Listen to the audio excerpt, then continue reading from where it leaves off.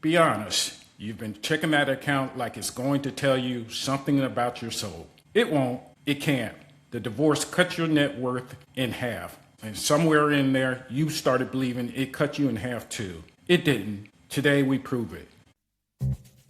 Thanks for tuning in to Rooted in Christ. Men after divorce. Divorce rarely gets talked about in the church, but we open up the conversation for Christian men seeking healing, strength, and a renewed walk with God. Each episode, we focus on spiritual life, mental health, emotional recovery, physical wellness, financial stability, and your future. Stay rooted, rise strong, divorce isn't you. We spent 3 episodes naming the cost. The financial wake of moving on too fast, the money mental health cycle, the patterns that drain a man while everyone tells him he's doing great. Today, we turn the corner toward what's rebuilt. Welcome to Rooted in Christ, Men After Divorce. I'm Carlton with Reverend Jerome, and this is part 4 of The Cost of Moving On, Your Net Worth Crash, You Didn't. And I brought a brother who knows this road. David Samuel is the founder and principal of Everyday Finance Coach. A financial coach, yes, but also a divorced father who had to rebuild his money and his identity from the studs up. David, welcome. Thank you, Carlton, and it's an honor. And I'll say up front, I'm not the guy who had it all figured out. I was really young, and I'm the guy who lost a lot, learned in public, and found out that restoration is real. So whatever you're carrying now, I'm talking to you as a brother who's carried it too. Okay, let's start at the bottom. When the assets were finalized and the dust settled, a lot of men hit a staggering day zero. Their net worth cut in half or worse. David, what did your financial landscape look like in that exact moment? And what was the very first tactical move you made to stop the bleeding? Well, yeah, my day zero was both a financial and an emotional shock. On paper, I had been pretty comfortable. But suddenly, roughly half of what we'd built was gone overnight. The home equity split, the retirement accounts divided, and now I was carrying a full set of household costs on one income instead of 2, and staring at significant child support payments. But you know, the panic tells you to do something dramatic. But my first move was not really dramatic at all. In fact, it was actually pretty strategic. I knew that before stressing about where I was going, I had to know where I was. So I built a big picture of my finances. I gathered up all the documents, the bank statements, the credit accounts, the tax returns, the court support orders, and I built a picture of my finances, all the accounts, income, debts, support, obligations, and ongoing expenses. I saw it all in one place. Look like? Oh, I'm telling you, it was scary, but it was very clear. It was clarifying. In fact, after looking at all the expenses, I understood the difference between the essentials and the discretionary, and I froze the discretionary spending right away. You know, things like subscriptions, dining out, entertainment, any new life spending paused, not forever, just until I could see clearly. A lot of times that's because there's nothing in your pocket anymore. You can't do anything. That's right. That's right. But it was a very clear view, and that really helped me get grounded. Knowing where you are helps you get set up for trying to figure out, okay, where are we going? Exactly. Okay, so the first move was to stop the outflow before trying to grow anything. Well, exactly. You know, you got to stop the bleeding before you build the muscle, right? Then it's really important to begin separating and securing your financial life. You were together, right? And so this is an important next step, to begin to actually separate that. Now, I wasn't so diligent about this when I was going through it, but, you know, as we say, if I knew then what I know now, it might have been different, you know. But I know that.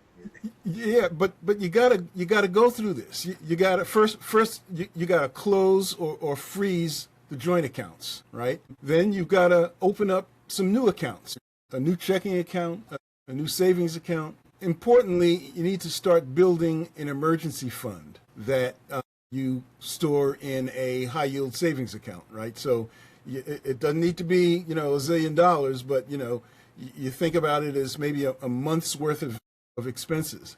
I use a lot of auto pays, right, in managing my finances. Well, you have to redirect some of those, right, because they got to be changed. You got to update your beneficiaries, on your insurance policies, your retirement accounts. You're separating. You're separating your financial picture. You got to look at your estate documents, your will, your trust, and really importantly, you got to protect your credit. It's so important because, see, guys are going to fall into this. And unfortunately, we didn't have this to help us out. We had to, well, I don't know about y'all, but hit rock bottom.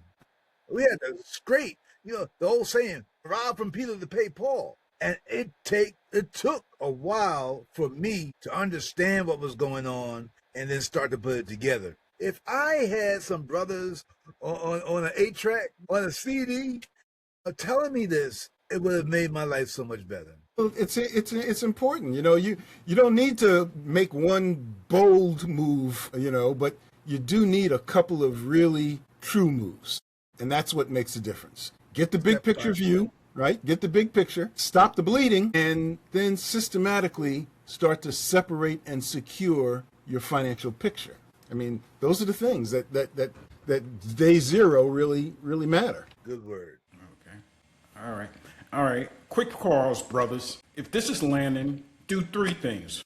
First, like this episode. It's free and it helps another brother find us. Second, subscribe so you never miss a part of this series. And third, the big one, tell another brother. Right now, there's a man in your phone treading water, pretending he's fine. Send him this. You might be the shore he forgot existed. And come find your people. Everything we build here lives at rootedinchrist.org. Free community, free resources, weekly devotionals, and the tools we're walking through today. You don't rebuild alone. You don't need to rebuild alone. Not here. Okay, like it, subscribe, send it to a brother, and meet us at rootedinchristmen.org. Now, let's get back to it. What are the most common hidden leaks that you find that most men who go through divorce are facing? There's a ton of leaks. You're right. They start to leak your finances, leak your. I can think of 4 in particular that I think I'd share here. Leak 1: trying to maintain the old lifestyle on the new income. You get takeout every night because the house is too quiet to cook, right? Ride shares, last minute, everything, right? You can't do that. You can't maintain the old lifestyle on the new income. So that's one leak. Leak 2 is overusing credit cards, right? If you don't have resources and savings sufficient to do the things that need to happen, particularly as it relates to household duplication.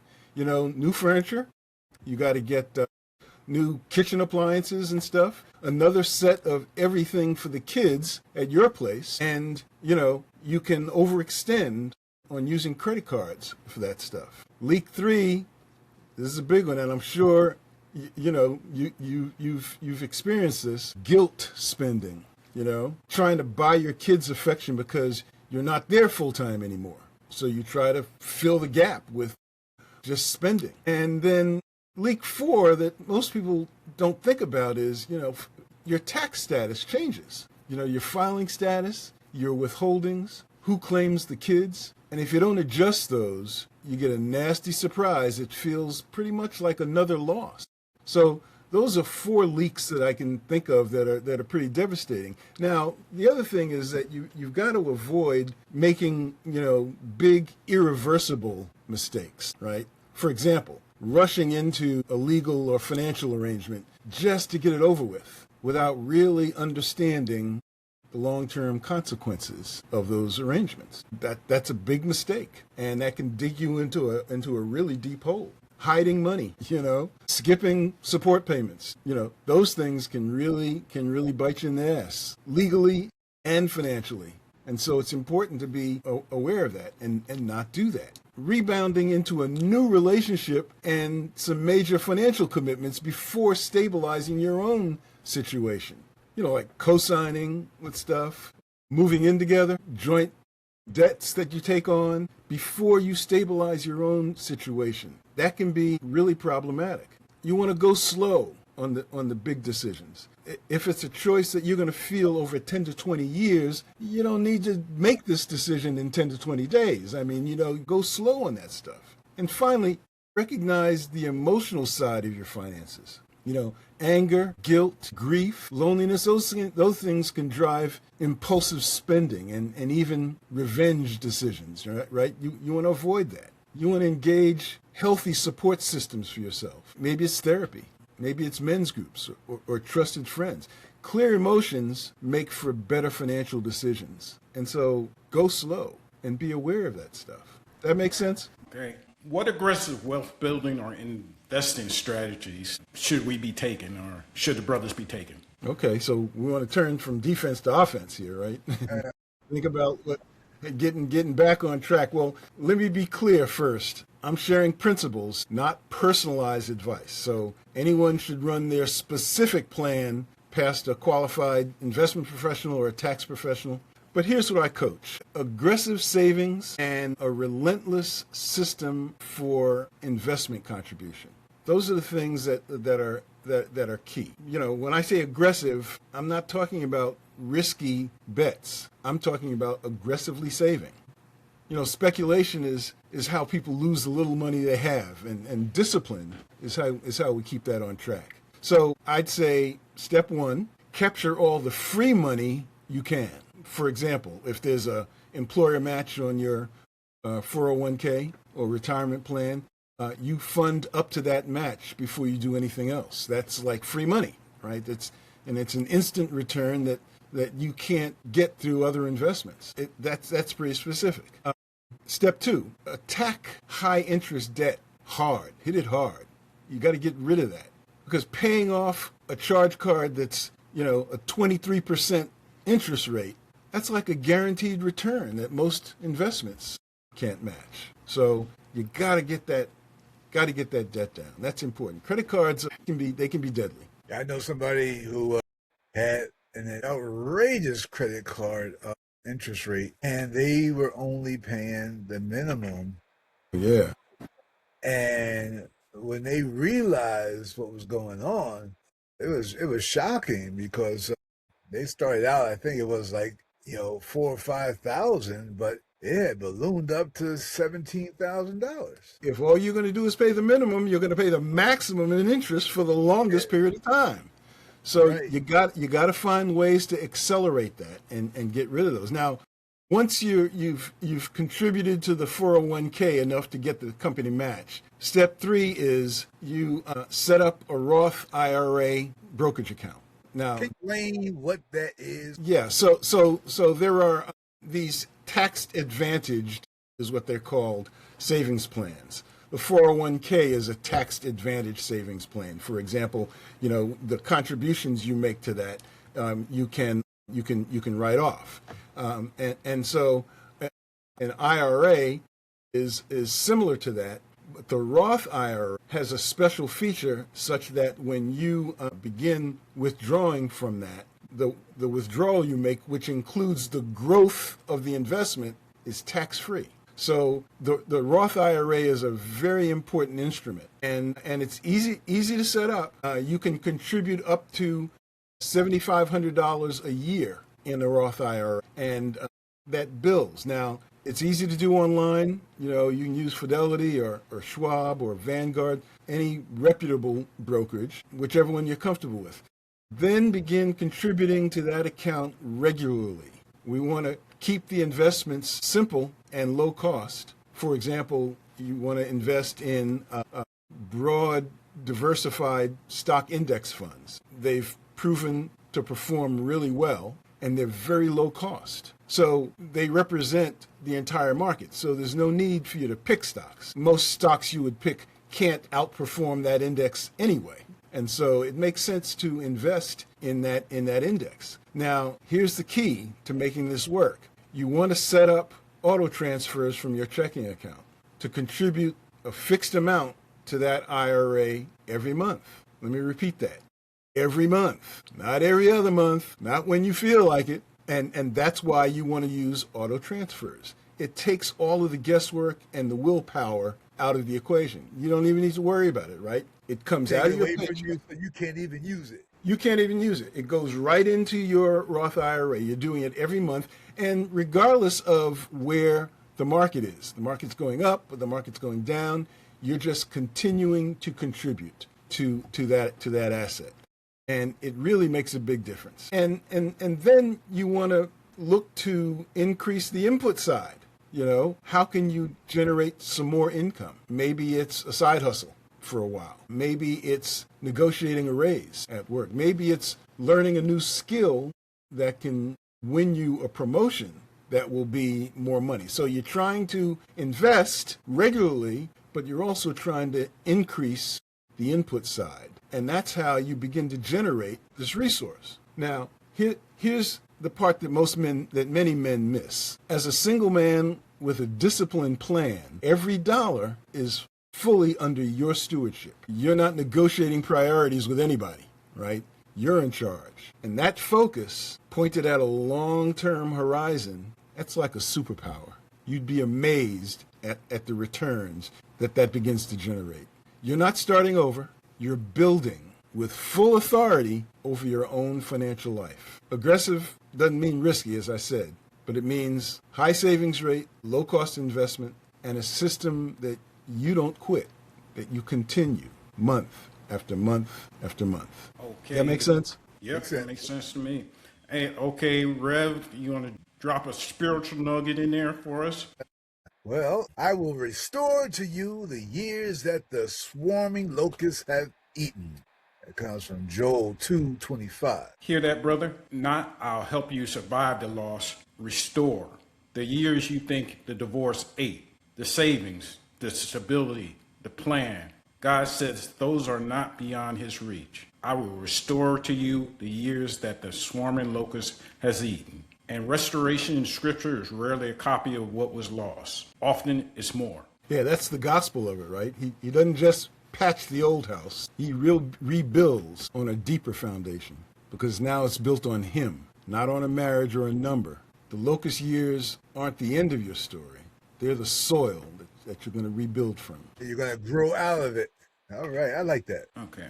This is real. Can you blow up your balance sheet and your identity at the same time? Well, the idea of, your self-worth versus your net worth is an important thing to think about. And it is real. A divorce can do just that. It can blow up your balance sheet and your identity at the same time. Know that net worth and self-worth are two different scorecards. Your accounts may be down, your finances may be in a mess, but you're not in a mess. You got to remember that your net worth is a snapshot in time. It's just where you are right now. Self-worth, on the other hand, is a whole lot bigger. Your self-worth is your character, your values, how you treat people, how you show up as a father, the quality of your decisions. Instead of asking yourself, what am I worth now that half my stuff is gone? You need to be asking, who am I becoming now? You see, this is an identity question, not a bank balance question. It's important because a lot of people, their net worth, their self-worth is tied up in their stuff. And they let their stuff blow themselves up higher than you should be. Then when something happens and your stuff is removed, and instead of coming to work in that Lexus or Mercedes, now you're in a Corolla. And now you feel deflated. Your self-worth to you isn't much. So if you don't feel you're worth much, nobody else is going to feel that you're worth much. That's why I say you got to give yourself a new scorecard. You got to measure your wins differently. Did I show up for my kids? Did I keep my word on obligations I agreed to? Did I take one concrete step with my money, like tracking my spending or building an emergency fund or paying down a bit of debt? These are character wins, and character is what your self-worth is built on. So you rebuild your net worth and your self-worth in parallel, but separately. Your net worth is, as I say, building a realistic budget, an emergency fund, paying down debt. Your self-worth, you're investing where money can't reach, your health. And I like how you said earlier, like, try to save up at least a month's of expenses. Then after you get that month's expenses, increase it, because now, I mean, like they say, now we should have like 6 months for a real like nest egg. Right. And so it's going to take some discipline and it's going to take some time. But stop measuring your self-worth based on what that balance is. The point. You got to look you got to look at the important things to measure your self-worth. Let your values and your behavior define your self-worth. Let your net worth be what it actually is. It's a long-term project that you're working on. It's not a verdict of your value as a man, and that's the key thing. Old school people grew up with the saying, your word is your bond. So your worth is what you do when you show up, when you're supposed to show up, when you are there, when you're supposed to be there, when you do what you're supposed to do, all of these things. Somebody will say, yeah, that's a good brother. Right. Somebody will say, I got a good father.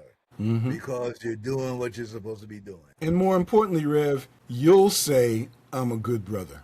That's the important thing. You'll feel differently about yourself if you start to measure yourself by the things that are really important, not by your bank balance, not by the kind of car that you drive. Measure yourself by, that's right. Like you said, how am I meeting my commitments? Right. Okay, how am I showing up for my kids?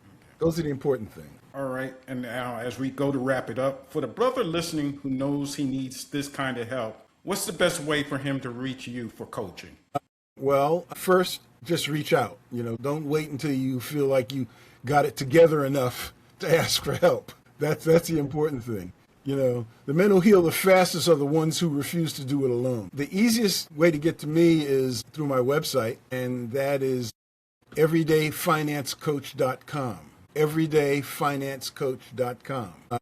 You can book a free introductory call. You can connect. We'll look at your day zero honestly, no judgment, and map out some of your first steps. You can also reach me directly by email at david@everydayfinancecoach.com or grab time on my calendar by going to cal.com/David M. Samuel, and you can, book an appointment for a meeting or a call or a Zoom. And if it's easier, start right here in this community. The team at rootedinchristmen.org can connect you to me and to a room full of brothers walking the same road. So his website, a free intro call, or through us at rootedinchristmen.org. No man on this show has to figure the money out by himself. Not one. Reaching out isn't weakness, brother. It's the first strong move. Hey, David, give the brothers still standing at day zero one picture of the other side. Well, that's a great question. To me, it looks like an ordinary Tuesday, where money isn't the loudest voice in your head. An emergency comes, and they always do. You handle it without panic and without living in fear or denial. The financial system that you build can absorb shocks and still move you toward a future you actually choose. You can sit across from your kid and say, we're going to be okay. And this time, it's true. You're a man whose worth was never in the house he lost, with a future bigger than the years the locusts ate. That man isn't a fantasy. He's you on the other side of getting started. That's what it looks like. All right. Okay. All right, brothers, we love you, we see you, and we mean it. Until next time, stay rooted, rise strong. Divorce is not you. This podcast is for educational and inspirational purposes only. The hosts and guests are not licensed professionals, and content is not legal, financial, or mental health advice. Seek qualified experts for personal guidance. Views expressed are those of the host and guests, not affiliated organization.